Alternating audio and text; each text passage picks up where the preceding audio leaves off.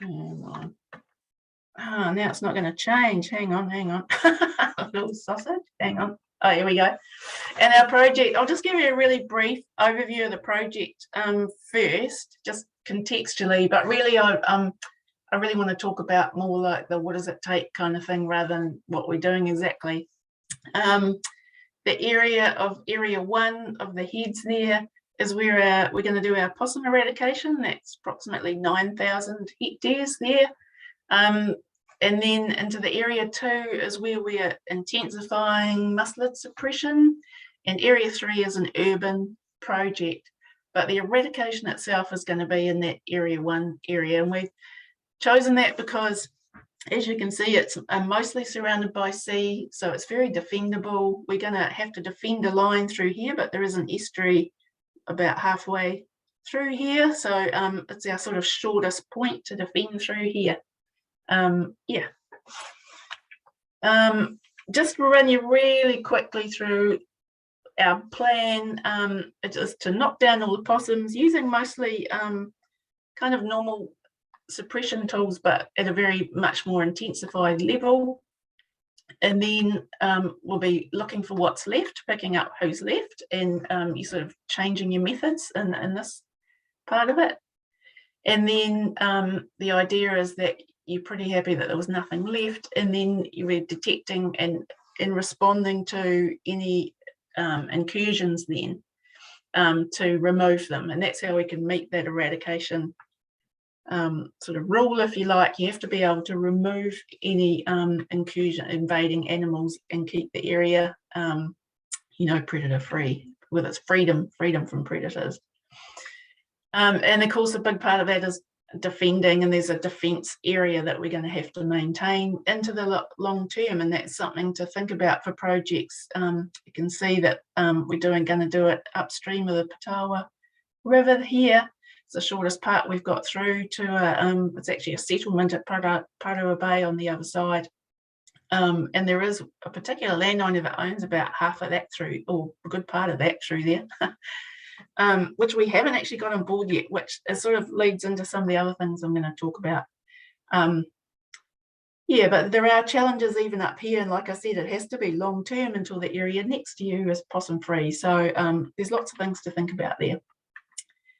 So our landscape looks a bit like this. This is taken from Te Whara, Broom Head, and looking back down the peninsula. So we've got sort of quite gentle undulating farmland interspersed with these emergent maunga, a few forested areas, a few dot reserves, a few local reserves, lots of farms and lifestyle blocks, and quite a few settlements, sort of village type size settlements along the coast there, and a very engaged community who've done a lot of work over the years protecting kiwi. So lots of different habitat types and everything, but thinking about eradication, in a sense, I don't care what the habitat type is at the beginning, because I just think I'm going to assume there's a possum everywhere and I've got to get rid of it.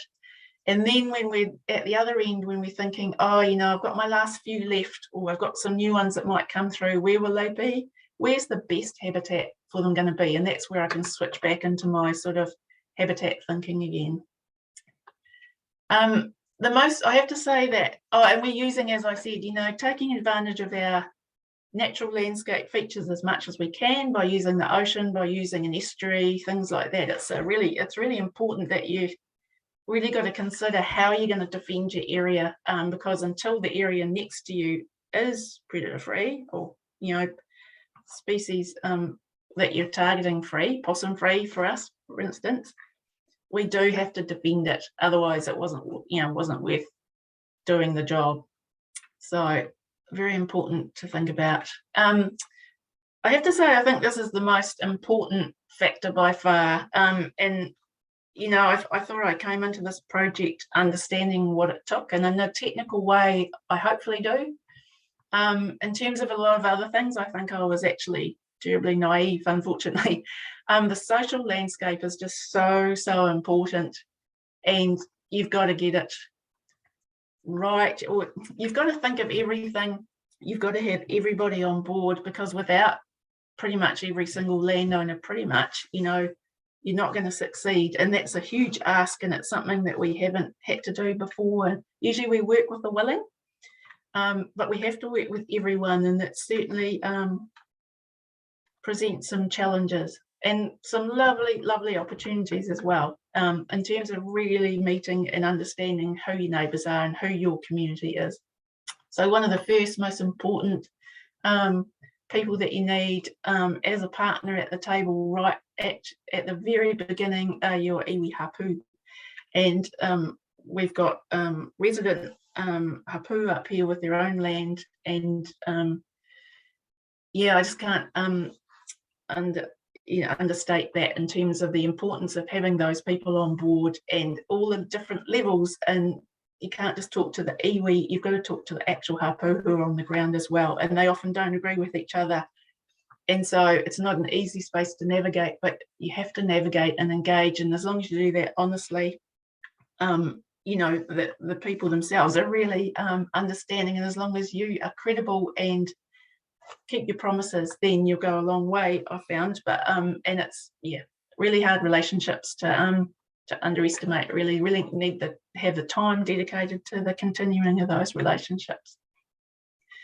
We've got all our residents, our community people, in the mix as well, and they all have, of course, their different ideas about what's okay and what's not on their property, and that's fair enough. It's their property, and us accessing that property is a privilege, so it's important to understand what their concerns and issues are and talk them through what we want to do.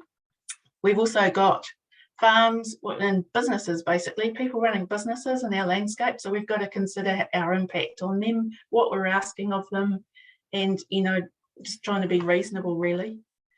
Then you've got land care groups. Imagine a lot of people listening are from land care groups. In this area there's been about 20 years of amazing coordinated work by a lot of the land care groups protecting kiwi.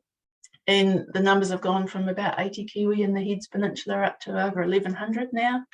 So real success story, fantastic, which is sort of our project sort of comes on the back of all that successful work, really. Also, so they're the most engaged and invested, if you like, and probably out of a lot of your stakeholders. Also, interestingly, some of them more challenging to work with. So very knowledgeable, have quite set ideas based on suppression and are not shy of challenging what we want to do. So we just always stay open and keep explaining things, and we bring technical experts up to our project. We always give opportunities for the community to come along, listen to these technical experts and ask their own questions so they're understanding things for themselves. We've got a couple of schools in the area that we haven't worked with them much yet, but important to engage your local schools and everyone. Lots of cool opportunities there in terms of engagement.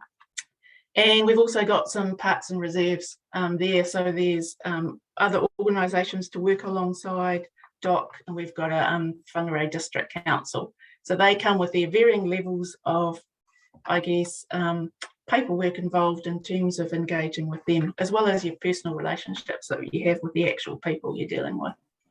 So yeah, definitely I've found the most challenging and with the lovely opportunities in that social landscape space. So we did a lot of talking to communities and things before we started. There's community open days, drop-in sessions, sort of thinking about why. Got lots of challenges in the beginning about why do this, why take out possums, not everything else.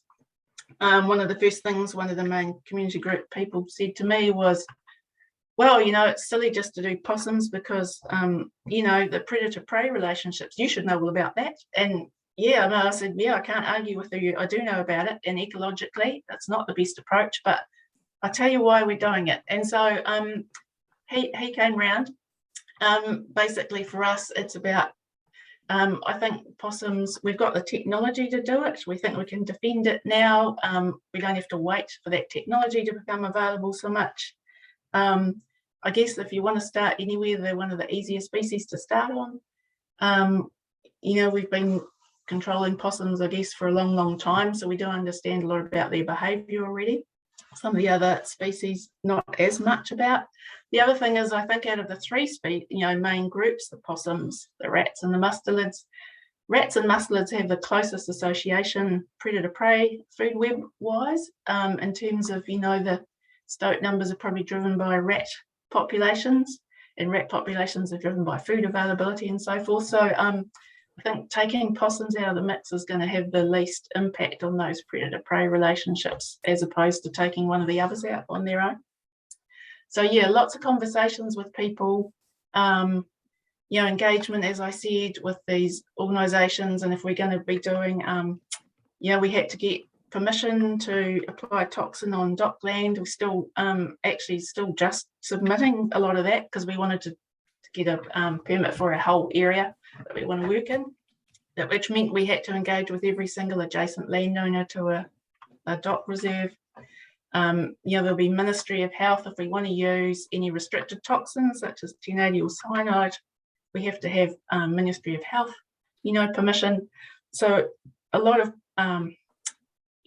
organisational paperwork and things, as well as all the other things that you're doing. So there's a lot going on at one time in the beginning of a project, even once you've got funding. And then there's all your communication. I haven't even sort of talked about that, but you've got to have a really strong sort of comms arm going on at the same time, because you get people excited, you get some funding, and then you sort of disappear into your planning world and getting everything set up for quite a while, and there's nothing to be seen for it. And so you can really easily lose support if you're not careful about keeping people informed about what's going on. So you really need the comms to be rolling at the same time. These are some of the sorts of things that came out of our landowner discussions, around, and we were talking to them directly about what can we do on your property and what your concerns are and everything. So every landowner's got their own take on things, and what they are happy for you to come and do or whatever. Which leads into landowner agreements. We even that very thing, it sort of sounds easy, but even coming up with our sort of landowner form that we asked people to sign took quite a bit of work, because we were trying to front foot it, and we didn't want to annoy people all the time and go back to them and ask questions. So we tried to think about all the things we might want to do or use on their property and asked it all up front, so they knew exactly what might be coming, kind of thing. So each of those conversations with a landowner can take anything from sort of 45 minutes up to 3 hours, and that might be, they might say, oh, well, I have to think about it, we'll come back. So it does take a lot of time. So it needs, quite a bit of investment in your time for that sort of thing. So yeah, and we had a, then you've got to have a data management system that records all that, and you've got to think about where that's stored and how you're going to use that information. So far, we've got quite a lot of our landowners signed up. There's a few more since I took the shop, but we wanted to get ahead on that really early. So we got all our major landowners signed up already, and certainly all the ones we were working in our down at the Te Whara end of the peninsula first. But it took a lot of work. And the data management itself, gosh, this was a big one for us.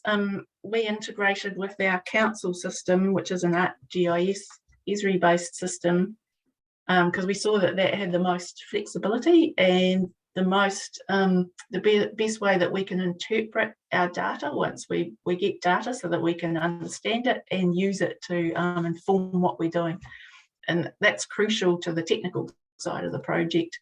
And so the council unfortunately didn't have capacity themselves to do that for us, to build the system for us. So we had to outsource that. And unfortunately, even though we had a knowledgeable data management person locally, they hadn't actually built this sort of system before, and they were one of the very few people in Northland, so in a lot of demand, and so had real capacity issues. So we were slow to get what we needed, and when we got it, we were already sort of using it and figuring out the bugs, which normally you do way before we even started using it to record real data. So that was challenging. We've got someone else on board now, because that contractor became unavailable to us.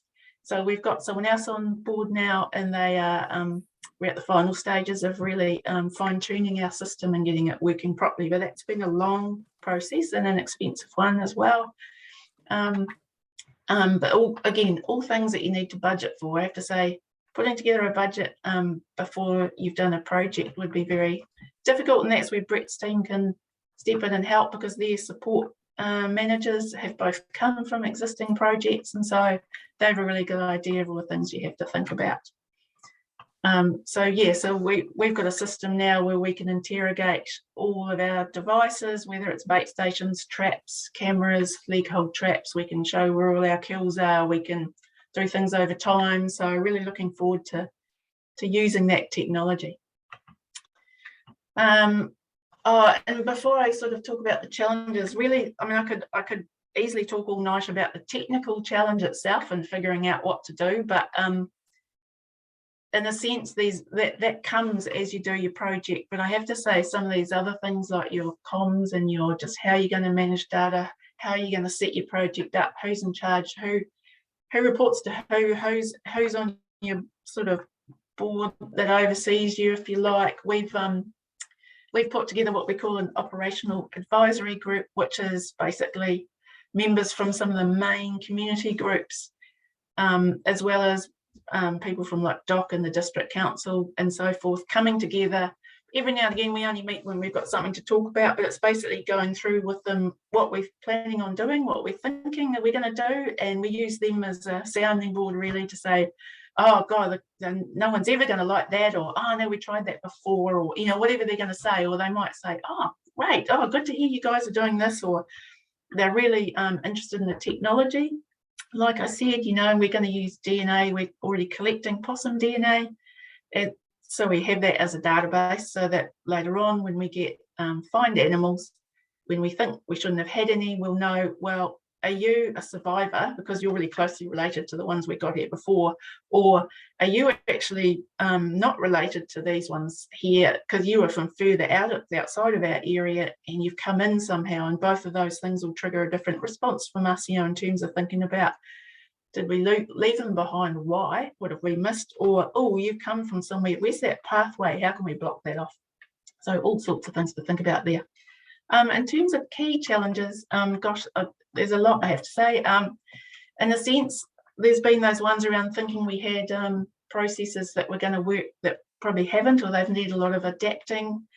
Working within an big organisation like ours comes with its own challenges of we're not business as usual for what the regional council usually does.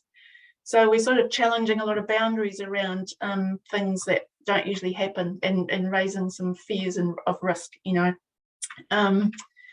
COVID-19, of course, everyone can understand that stopped us in our tracks for a bit. The field team has mostly all had it now, but not just those timing delays. There's been delays getting products from suppliers, especially some of the ones with all the electronic componentry. They haven't even been able to get circuit boards, let alone some of their other things. So those sorts of things you just have to manage with what's coming your way, and be adaptive in the meantime. Community expectations have been very high, and like I said, we've always made a point of just being incredibly honest with them, and sometimes we have to say, I don't know, we're going to have to see.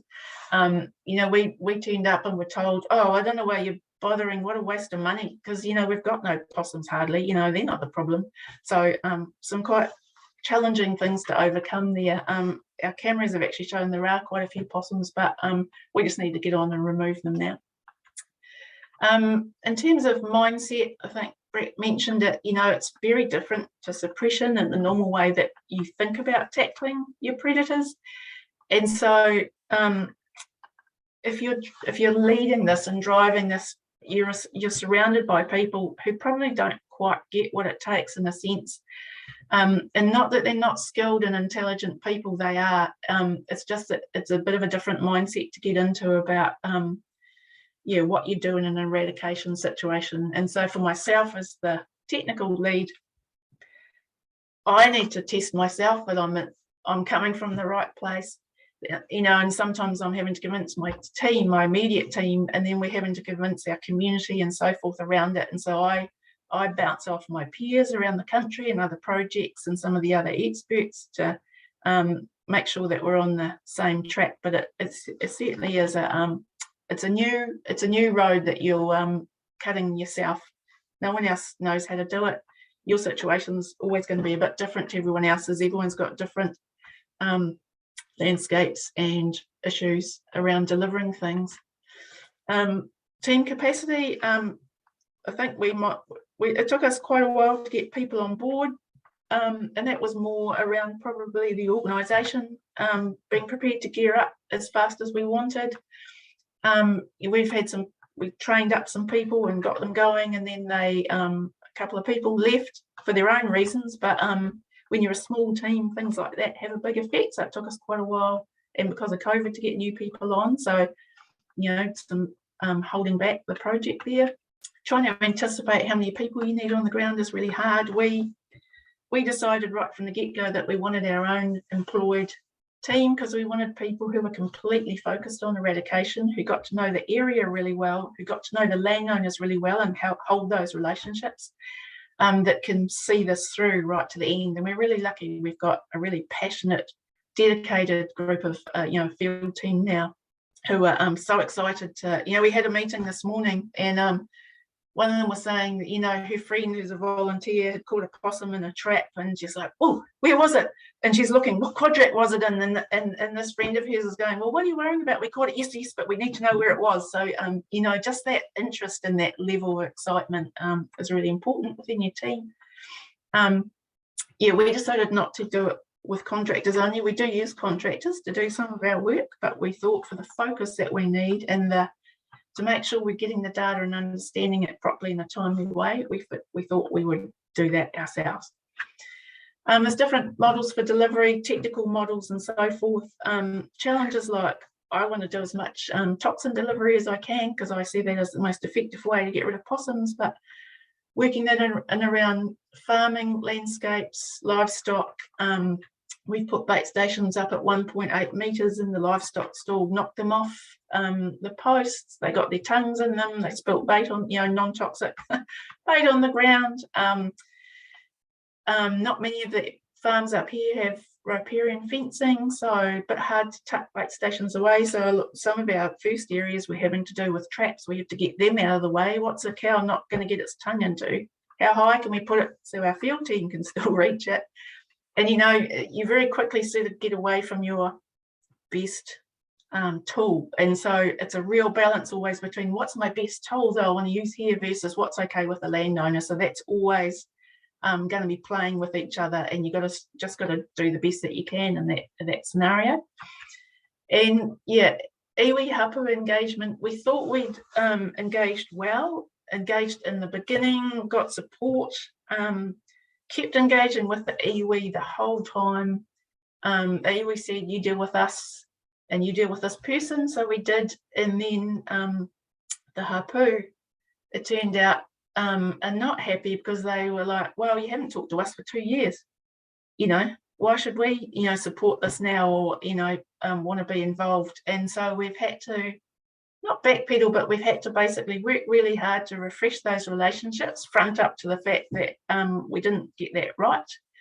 And we've put ourselves forward all the time to keep re-engaging, and we're starting to have better relationships one-on-one with people in those hapu now. And we've employed someone from one of the hapu into our team to be our advisor within the team, our tikanga advisor. And so just steps like that, I think, are going to help us a lot. So some of those things come up and surprise you. I have to say, there's always going to be surprises there.